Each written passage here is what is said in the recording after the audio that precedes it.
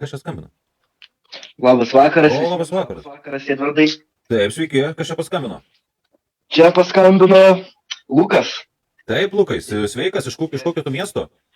iš Pasvalio. Iš Pasvalio, o, man patinka pasvalys, nes aš moku vieną pasvalietišką žodį. Kokį? Įvertink, pavyzdžiui, kai pas mus sako atgal, o pas jūs sako atgal. Jo, taip teisingai. O, paplan. Žiūrėk, aš skambinu dėl to, kad kelis kartus bandėjai pagvildent vakaro temą, bet niekas neskambina, tai pabūsiu pirmutinis. Taip, klausom jūsų. Na, Kaip, aš paklausiu iš naujo, kad kitiems būtų žinoti, kaip reiktų sutikti naujus metus, kad sekantis metai būtų geri. Gal kažkokį receptą?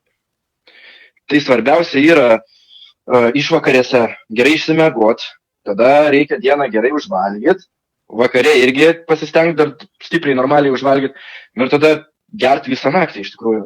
Jeigu nori su gera chebra svarbiausia, gerti gal netgi antrą dieną gerti. Nu, Bet žodžiu, reikia juodai užpilt, kaip suprantu.